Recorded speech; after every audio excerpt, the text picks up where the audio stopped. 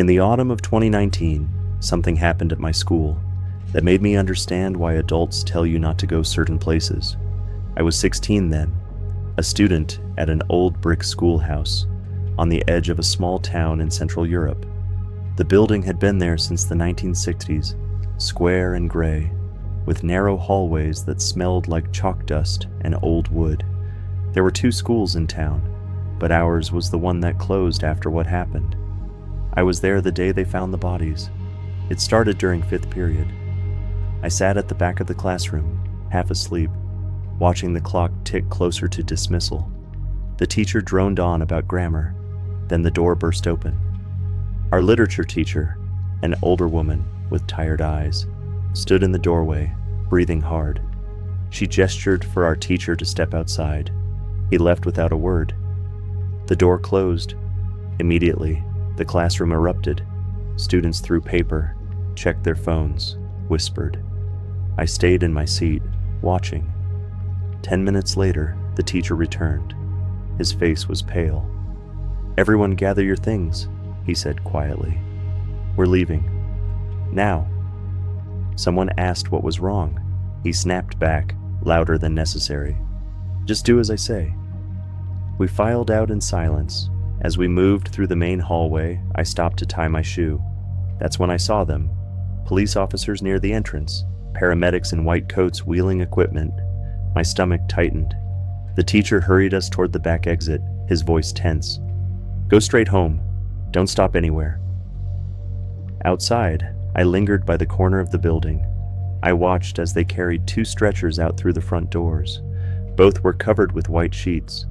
Even from a distance, I could see the red stains soaking through. My phone buzzed. My father. "Are you okay?" he asked, voice tight. "Yeah, they sent us home." "Thank God. Come straight back. Don't go anywhere else." I hung up and stared at the school. Ambulances, police cars, mothers crying by the entrance. Someone had died. 2 people, maybe more. I walked home slowly, trying to make sense of it.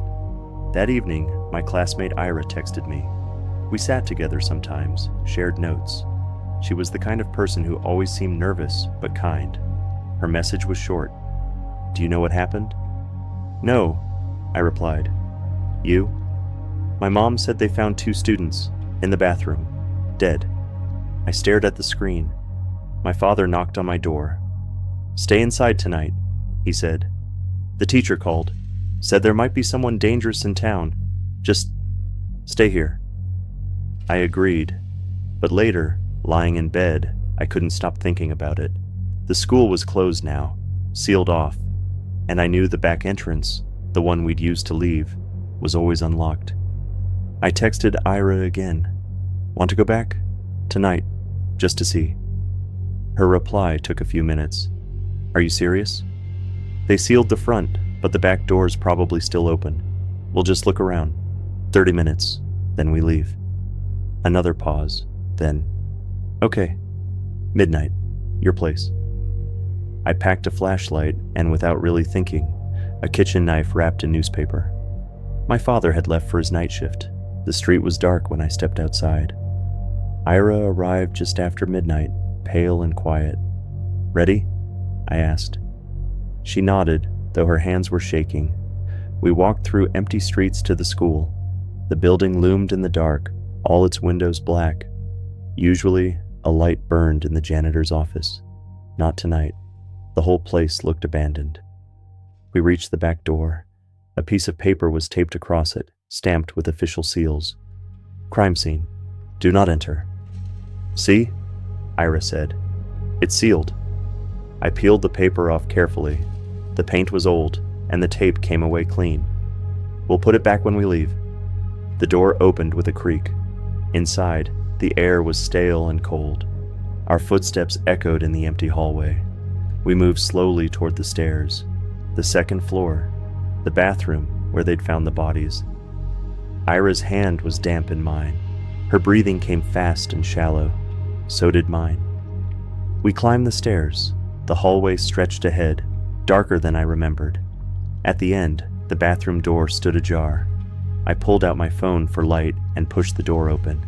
The smell hit first. Metallic, sour, wrong. Then I saw it. Blood. Everywhere. The floor, the walls, the sinks. It hadn't been cleaned. Dark red pools had dried into black stains. In the center of the room lay chunks of something I didn't want to identify. Skin. Tissue. My stomach turned.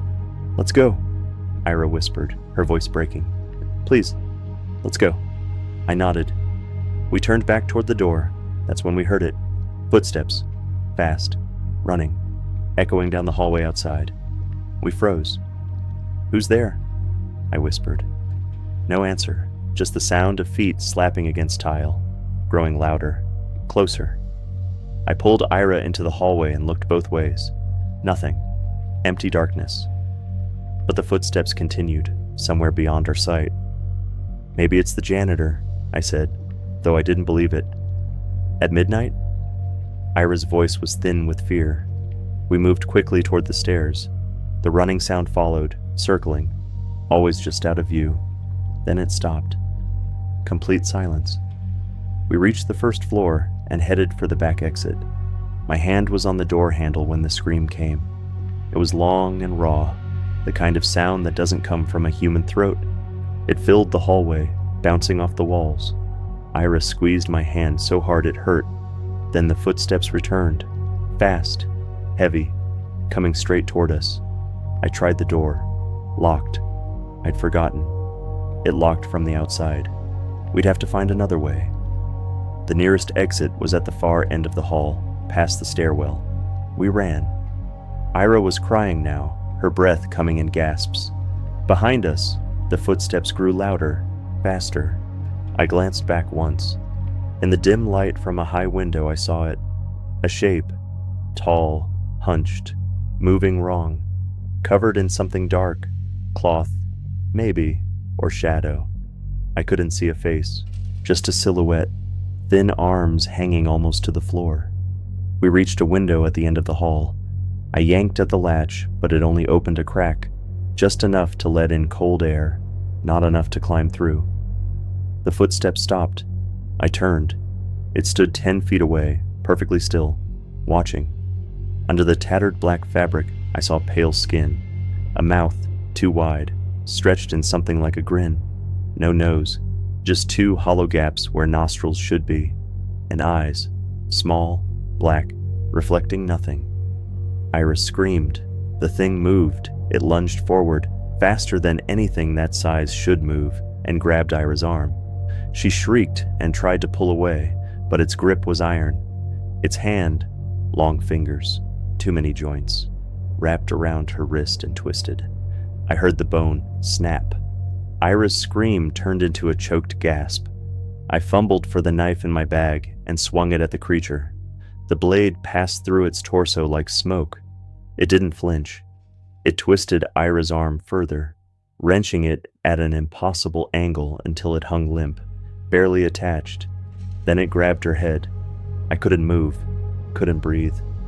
I watched as it turned her head slowly, deliberately, until I heard the final crack.